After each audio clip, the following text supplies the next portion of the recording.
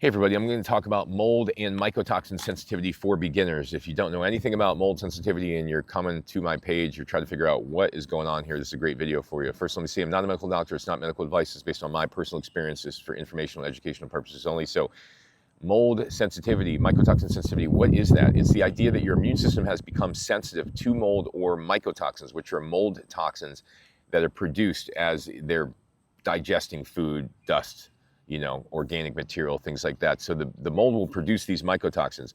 And typically those are the things that cause the biggest issue. People, yes, they do have allergies or they do have sensitivities to mold spores, but most of the time the mycotoxins are the most problematic.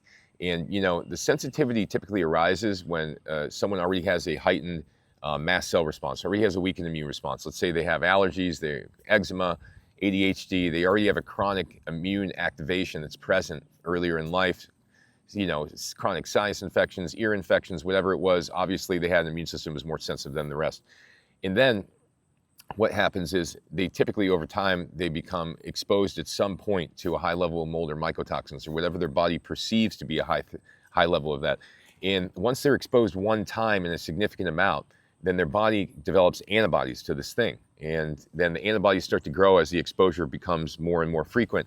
So once, the exposure becomes more and more frequent, the antibodies grow, the person becomes sensitized to this mold. So anywhere that they go or anywhere that they encounter these mycotoxins, then they are triggered into a flare because they're inhaling it into their nose. It's causing an immune flare. It's causing then a systemic flare throughout the body. This is how it works.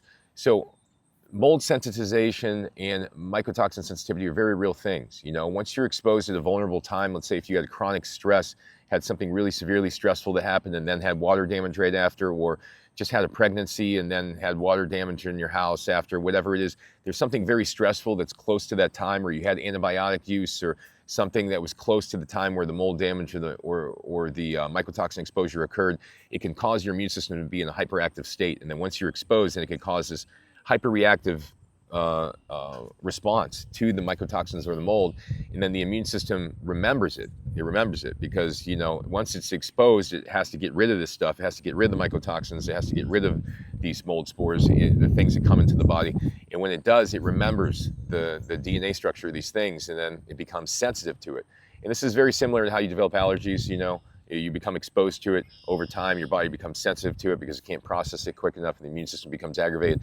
So this is a very similar situation, but the problem with mold is that it's everywhere. And there's 2/3 of the homes in the United States have mold issues or mycotoxin issues. So once you become sensitized, then you got to be very, very cautious for where you move to or where you live. Most of the time you got to move into a newer build place.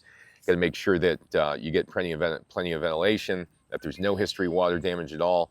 A number of other things you have to check as well. But mold sensitization is a very real thing. My daughter went through it. I went through it. I worked with hundreds of clients who've gone through it.